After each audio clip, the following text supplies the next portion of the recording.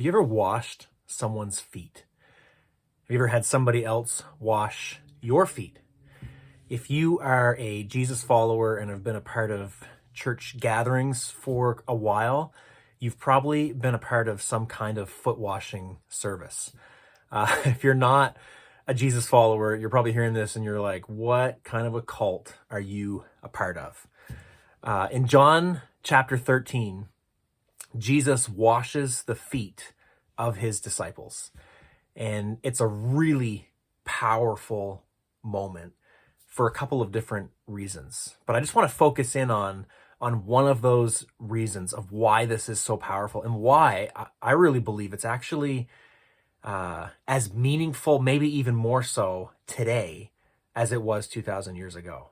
And so in John chapter 13, Jesus, you'll see in verse 3, says that Jesus knew that he was from God, that he was going back to God. He knew his identity, knew who he was. That's verse 3 of John chapter 13. And then in verse 4, the very next verse, it says, so Jesus got up, wrapped a towel around his waist, and began to wash the feet of his disciples. So it goes from saying in the text that Jesus knew he's God. He knows he's the creator of the universe. He knows he's got all authority, all power. And then his very next act, after that very powerful statement, the very next act is that he washes the feet of his disciples.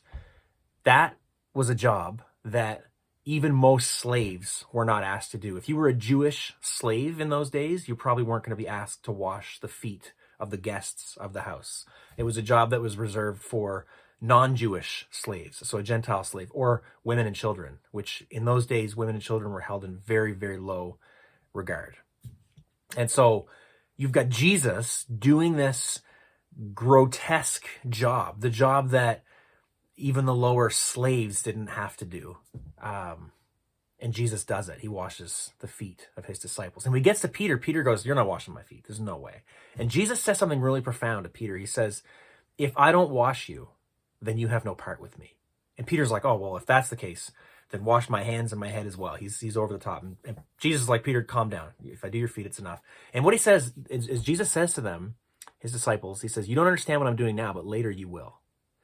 And Jesus washing the feet of his disciples pointed forward to the cross. So you realize that God in the flesh is Jesus. Jesus is God revealed. He does the lowest job imaginable for the sake of purifying his followers. And he's pointing to, he's like, this is what's going to happen when I go to the cross.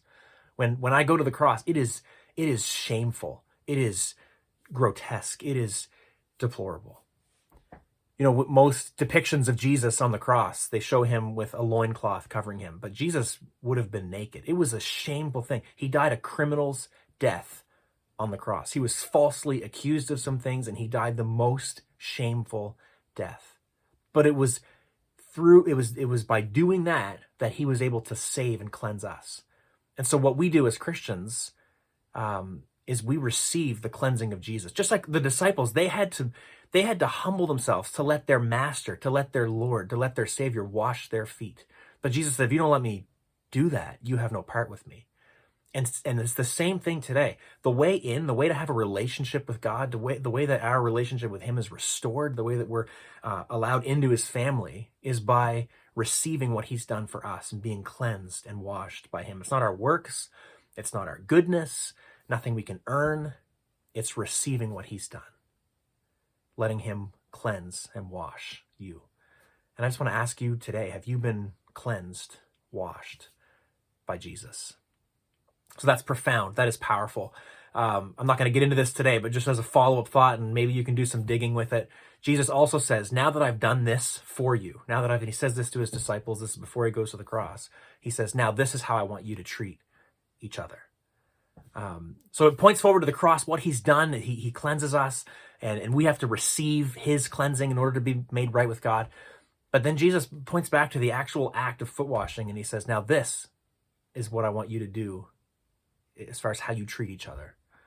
If I'm willing to take the job of a lower class slave to serve, how much more should you be willing to do the same?